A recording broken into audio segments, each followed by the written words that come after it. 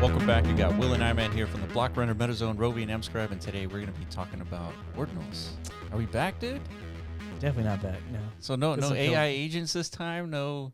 Oh, base? you mean are we back? Are we back to our regular old selves? We never left, dude. What do you mean? We're just everything we explore in these like crypto horizons, we always at the back of it all we're contextualizing how is this all going to find its product market fit within Bitcoin. The Bitcoin ecosystem. Yeah. And that includes the bitmap ecosystem, that includes the DMT ecosystem, that includes ordinals and runes and fractal and fucking Merlin. Somehow, in order for all these things I just listed out to have like any potential at all, these newly emerging hot verticals should exist and they should function and they should become killer products just like they can on any other chain. Like, what if they can't though?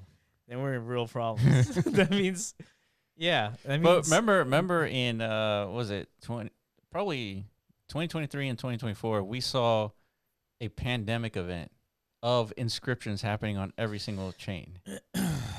Yeah, whenever like everything was first starting out, right? Yeah. That was during like the peak of the bear cycle. Correct. Or like the rest of the market. Everyone was scrapping. It's like, what do we do? Yeah, there was no beacon of light on any other chain, right? Bitcoin was like the only show to pay attention to. Yeah. Hence our like migration, right? Yeah.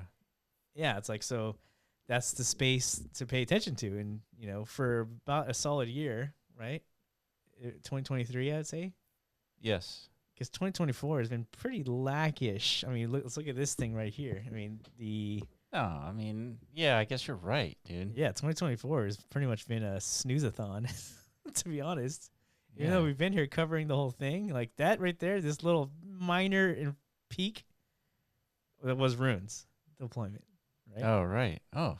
So it's like a collapse, dude. Yeah, runes. It had a lot of noise. Obviously, there was the whole pre-runes mania. It was like Casey's next fucking killer protocol, whatever. The whole cabal formed around that. It was like, we're gonna really make runes the biggest thing in crypto. Flappening. A lot of that gas emptied the chamber really quickly. Yeah, a lot of people onboarded during the section and they didn't see any gains. They're like, dude, I'm out. Peace. That's true. Yeah, let's go to Solana. Pump.fun, dude. Yeah. I'm hearing people over there, they're minting millionaires. Right. Yeah. And let's go and then a little bit later on it's like, let's do this on base this time, but with AI. Well, a little bit even further on. Yeah, it's like right here. It's like where we're at right now, pretty much. Yeah. Yeah, so it's like, let's explore these new verticals and new opportunities elsewhere, right? And, the Bitcoin ecosystem hasn't really found its euphoric, I guess, like product market fit, I would say, right? Like these first two major inflection moments were what? Early on, we're talking BRC20s. No, this was big, right? This is what sucked us into the ecosystem, like, I would say, like on a full-time basis. Leading up to this, we were like, it's like we're dabbling, we're exploring. Yeah, we're dipping, we're zigging, we're zagging, we're in there. Yeah. A little bit, but then we're zigging out a bit to see what's going on with Potensor. That's right. What's going on. If anything else was going to merge like elsewhere, because at that time it didn't seem like much was happening, right? Yeah. But okay, so then BRC20s happened. It was a massive like awareness moment. Yeah. Trickled away. Well, when did Bitmap get created? It's like June. Right around where BRC20s were popping off then. Right. That makes a lot of sense. I mean, look at how many inscriptions was that? Like 700,000? 700,000, yeah. Yeah. And then, so market's kind of like rediscovering its internal purpose. Like, why are we here? What are we making? And then, boom, what's happening around this time? November 20th, the launch of DMT. Oh, so one of these big, like, candles here definitely belongs to NAT. Yeah. I'm not sure which one. One of them, where, like, on the weekly time horizon, there was, like, 800,000 inscriptions or something. Yeah. Pretty wild. Pretty good achievement, so... then you got like the pups were being born, node monkeys, like nat cats, and like UNATs. There was like quite a wave of different DMT assets. Like, so there was a lot happening, right? There was some evidence of like new verticals emerging, new interesting products being created from the ordinal space. Yeah. But then it's like, all right, so interest starts to wane. Now it's like, sell everything. Runes are coming. Yeah, that's pretty much, yeah. Runes definitely sucked a lot of the energy out of the room. It's like, you know what? You know, you guys like shit coins. It's like, how about, you know, let's do it the Casey way, I guess. Yeah. So the whole market was like anticipating that. Yeah. They sold everything and they're like, dude, let's get rich with runes. Yeah. Runes comes, people spend millions of dollars to be the first one, the first rune etched. Yep. And then who was it like it was like a gorilla something that just like pieced out from Bitcoin. It was like a gorilla rune token. Cyberkongs? Yeah. Yeah, decentralized or decentralized something. That was the name of the rune. Decentralized. Yeah, that's right. Yeah, they completely just like abandoned ship. Yeah, I mean, they weren't alone, I'm sure. There's a lot of like runes out there. So now it's like, okay, you know. But they spent $1 million on that ticker. Yeah. Well, that was like the thesis, right? The OG top 10 etched runes, they would hold all the significant like market value, right? Yeah. Which hasn't panned out, I don't think, at all in that. So the only one that's like, I think like a top 10 etched that's still up there is Dog. Yeah. So like now what do we do? Right? We're obviously, it's been a year of stagnation, but like the macro picture of the market is picking up, but runes, ordinals is not. So I think we've entered like an existential crossroads for all of us who've been like deeply invested, and our mental mind share has been allocated for the growth of this ecosystem. Now it's like, all right, what do we do? Right? Yeah, I mean, it makes sense that when nothing was happening in the wider crypto space, Ordinals was happening. And so we saw a lot of action here. Now that other things are popping off, AI, bonding curves all over the place. I'm seeing some like real world assets, like infrastructure plays starting to emerge. So that's another potentially hot market in the Red Belly? Yeah, Red Belly Network. Yeah, that's right. Yeah. Starting to de-size, picking up some steam. Decentralized science, I guess. There's different initiatives around that. So, yeah, like Penguins, they're launching a fungible token. Well, they already did. Yeah. Right. Yeah. Yeah, so it's like now the NFT market's kind of heating up. There's like new experimental territory essentially for NFTs. So yeah, there's the cauldron's bubbling elsewhere is what you're saying. That's right. Yeah, so let's take a look at what Bob is saying, Bob Bodily. It says problems with Bitcoin runes right now. It's too hard to etch rune ticker. It takes too long. In fact, it's impossible to trade memes in real time. You always have an hour behind due to 6 confirmations required. It kills the momentum. There's no incentive for the creator of a token to help the token win unless you pre-mine early mint. This is something that even Pump.Fun and a lot of the bonding curves are dealing with. There's no reason to kind of, as a creator, to stick around unless you hold some of the mints. Yeah, because it's why. Why do you think that is? Like the roots of that? It's because it's challenging, right? It's the risk to reward. It's like, you know, if I'm a token deployer on Pump.Fun, it does really well in the initial stages, which is much easier to do because of the lower capital requirements and the market dynamics of that. It's like I can go from 0 to like 1 million really quick, right? And then therefore I have like 5% of the supply. I can quickly extract my interest in that, and I'm done, right? As opposed to, you know, let me build something of significance where there's like some cultural add. Some infrastructure, you know. Yeah, whether it's a technology play. Right. Whatever, right? Like that. So if I execute on all that, then I still have to bet that the market's going to even appreciate all that execution, right? Yeah. So it's like you're creating like an ecosystem of just perpetual, like pumps and dumps. I guess it's in the name. I guess we should have expected that. Yeah. Right? Yeah. All right. So you can't instantly sell tokens once you've minted. You can list, but you can't just swap. This is bad user experience. Everything takes so long.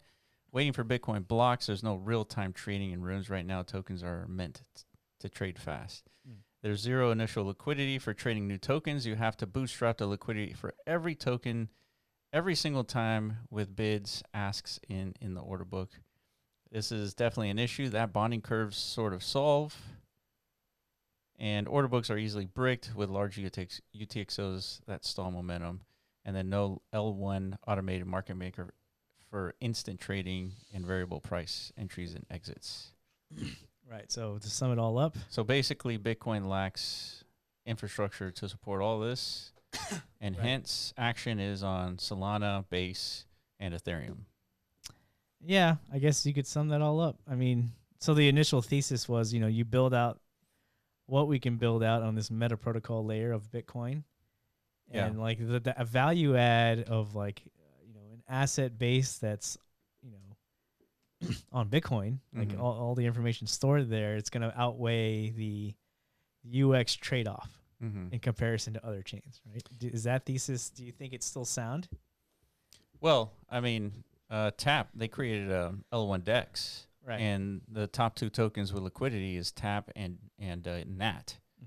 And so that doesn't necessarily make for a viable environment either. And on top of that, you need to have like the respective communities that contribute to liquidity, because in the case of NAT, that's what we have to do. Yeah, so that's the problem, right? It's just this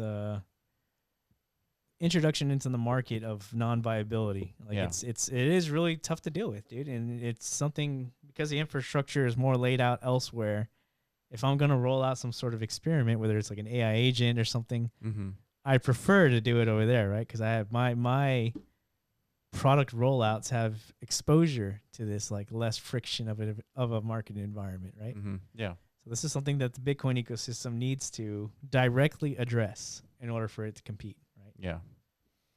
All right, so we got another tweet by Bob. He says, I think every NFT project should have a token. In a creator attention economy, it is important to have multiple offerings along your sale funnel as a creator. You want low cost, high supply items at the top. This brings people into your community and starts them down the conversation path to a higher tier offerings. A fungible token is a great example. So we're starting to see that with the penguins, and a lot of the major NFT projects from 2021 also had a fungible token. Yeah, and the thing that's been happening in context of Ordinals are these like community takeover tokens, right? Like as runes became popularized, it's like, all right, these fungible tokens weren't initially like created by the artists themselves. That's correct. Yeah. But let's formulate an even bigger community, I guess, around like the speculative value of this token associated to the art, right? Yeah, and that's what happened with Pups. Pups, yeah. Gizmo, and I think there's several others, right? That Puka, I think. Puka, I think, has something to do with OMB. And I think even Node Monkeys has their own token. So it's like there's a disconnect though, right? It's kind of like the market is they understand that you need this fungible token in order to like foster the right community behaviors, right? For truly mass speculation to ensue, and for like the community to have the right tools to essentially do their end of the job, right? Which is what do you do as like a holder of like the art? Your job is to like max shield this stuff, right, for the rest of the world to kind of see the value in this creation. Yeah, correct. But the most accessible tool to do that with is a fungible token. Yeah, because I mean the non-fungible tokens, there's only 10,000 of them, right? These become very inaccessible like access points for community growth at some point, right? So we need something that's more liquid, something that's more distributable, blah blah blah blah blah blah, right? So it's starting to happen organically, and now it's happening at like a larger scale with like the pudgy penguins. Yeah, that's like $1 billion market cap. I think it's like 2 now or something. Damn. I mean, it's big. So yeah, I mean, now you got to find like the right balancing act between all this though, because obviously this opens up a whole new vector of, I don't know, non-sustainability, right? Yeah. So we're talking about fungible tokens to NFT projects. You know what has a fungible token and non-fungible associated with it?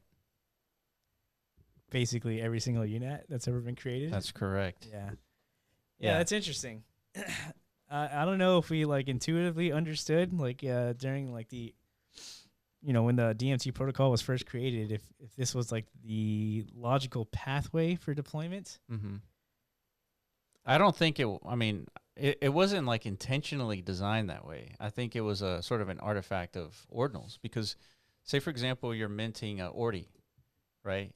there is an inscription that you put into Bitcoin it's a JSON called mint. Yeah.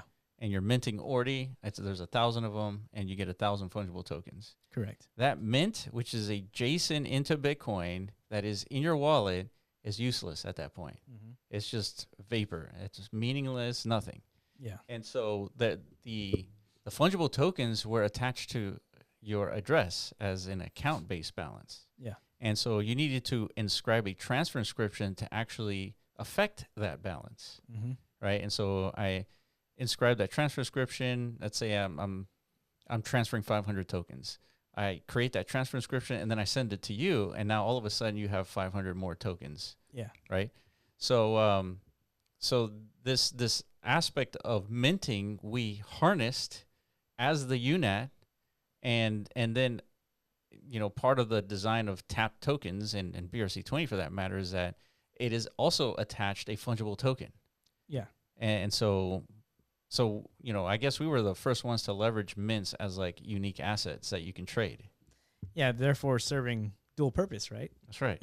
So now you have the hybrid token approach, essentially. Like at genesis of a deployment, you now as a minter of these assets are receiving a non-arbitrary allocation of fungible tokens and minting a supply of a non-arbitrary, a unique collection of some kind, whether it's art, some metaverse asset, it could be anything, right? So that was the unlocking, but through the first year of like deployments, I don't think is being maximally like utilized. No, because of how it should. The infrastructure problem, the viability question. Right. Yeah. I mean, there's issues to be solved here. Correct. Yeah, I totally agree. So in case you were unaware, every single UNAT that has been created and that is now being like traded on Magic Eden or whatever, there is a fungible token counterpart. In most cases, it's like a 1-to-1. Yeah. So with future like enhancements to the protocol, which are planned, we should see more. Essentially, like imagine like a 10K collection of a non-fungible art piece, with each of them having its own dynamic fungible token supply corresponding to that block of that creation, right? To the specific data of that block, yeah. Yeah, generated through the data, yeah. Yeah, so say, for example, you take NatCats, and so today's NatCat has one fungible token associated to every NatCat. So in this update, for future NatCat deployers or creator deployers, you could leverage the pattern of NatCats, but also take advantage of the value of the bits field in fungible token account. Correct. So typically, if you're using the bits field, you can roughly estimate about 380 million fungible tokens per mint of a block. Yeah. So you would get your art, and you would get 380 million fungible tokens associated to that art or that mint. Yeah, which is interesting because, the bits value changes itself. So the next time that NatCat pattern emerges, say it's 5 years from now, that value of the bits should reduce from where it is today and where it was 10 years ago. Yeah, which is cool. Yeah, it introduces this new, again, the non-arbitrary dynamic and still achieves what it is, a desirable result, right? If you subscribe to the idea of if you're going to launch a non-fungible asset, the way Bob is describing, there should be a fungible token counterpart, and we think the best way to merge the two is like at Genesis, instead of like having this disconnect between like the fungible token and the non-fungible asset, right? It's just, I don't know. I think that introduces more unnecessary complexities, and now with this like framework at hand, apply that with more infrastructure for the fungible token viability pathways, which don't exist at the moment on the Bitcoin ecosystem. They can't exist. Well, they can. They can with specific implementations of technology such as TAP. Yeah, correct. And that's pretty much it. I mean, there's other places, but it's just no one else is using those other places. Yeah, so there's obviously the Bitcoin ecosystem is in its stage where it's ripe for new innovations to emerge, new market dynamics to emerge. And I think everybody's like just waiting in anticipation for somebody to deliver this types of stuff, right? Yeah, which goes back to one of the points that we haven't made yet is that DMT is one of the only or very few items within the ordinal ecosystem that can only be done on Bitcoin. Or at least like where it makes the most sense. Where it makes the most sense. Yeah. Yeah. And so everything else, pictures on Bitcoin, fungible tokens is pretty interesting on Bitcoin.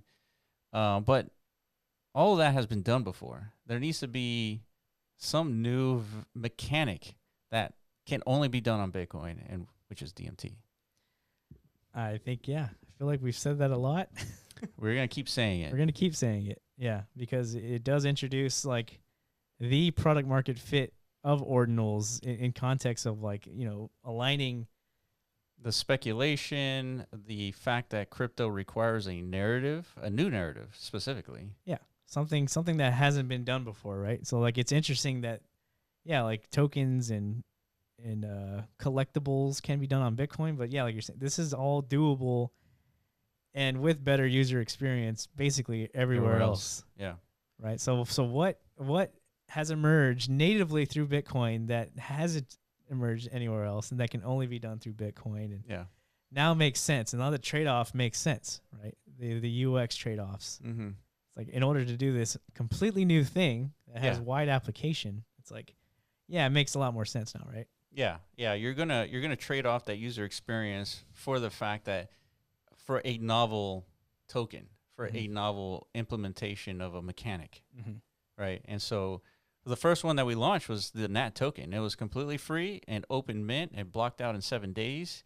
And we created this nifty website. And essentially, this NAT token is produced for every single block of Bitcoin indefinitely for as long as Bitcoin exists. And the interesting thing is that as the hash power increases for Bitcoin, the number of NAT tokens per block decreases. And so, as time goes on, the more difficult it becomes, the less NAT tokens are produced. Right. And so there's an inverse relationship there. And so we got a video explaining what DMT is for those that you don't know and different places to purchase the NAT token. But yeah, this is something that can only be done on Bitcoin. And it is that novel kind of narrative that we keep talking about that we were looking for almost like 2 years. Like what is that new thing that we're going to discover in crypto? Right. Yeah, correct. So predictions for 2025, new infrastructure, addressing some of these issues like viability. Correct. Yeah, therefore there's more incentive for creator contribution within the ecosystem. Mm-hmm. With the knowledge and the understanding that there's actual sustainable vectors to move forward through. Yeah, the incentive alignment. Like we want people to create that, go beyond that threshold of interest of a particular token, because if it doesn't block out, it doesn't perform well in the open market. Mm-hmm. So things need to block out. And then the way to test that is through like implementing some of these mechanics that Pump.Fun and Virtuals have implemented so you can test the viability. And let's say your token you launch, it's not viable. You continue iterating on whatever it is that you created and launch again until it is viable. Like that's a way better mechanic than, here's my thing and it doesn't bend out and it's like, now what? Right. Yeah, so that's what we've been thinking a lot or thinking about a lot. So you guys let us know in the comments. Those of you guys have been writing with us for the last year or two, like who also witnessed like the evolution of this space, and if you feel as frustrated as everybody else, that like how come it doesn't seem to be panning out, right? Yeah. What do you suspect as like the next steps to really move this ecosystem forward? Right. Yeah. So ultimate question for you guys, I want to see some comments here. Yeah. It's like, what do you what is it going to take to go from a flat line to a vertical line? Yeah, exactly. That's exactly right. We need to go back into the exponential growth stages, and typically that is you're introducing a new innovation of some kind, right? That's right. So what is that? What do you guys think? We're gonna keep talking about what we think we're doing as far as like bringing in new innovation. So that's our goal internally for the next year, essentially, is to get that fucking thing curving again, dude. Yeah, vertical. Yeah.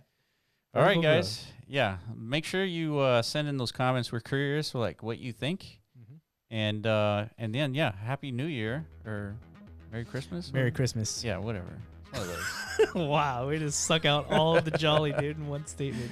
Whatever, dude. Yeah, it's one of those things. Yeah, Merry Christmas for sure. Yeah, that. All right, guys, I appreciate you for watching, and we will catch you in the next video.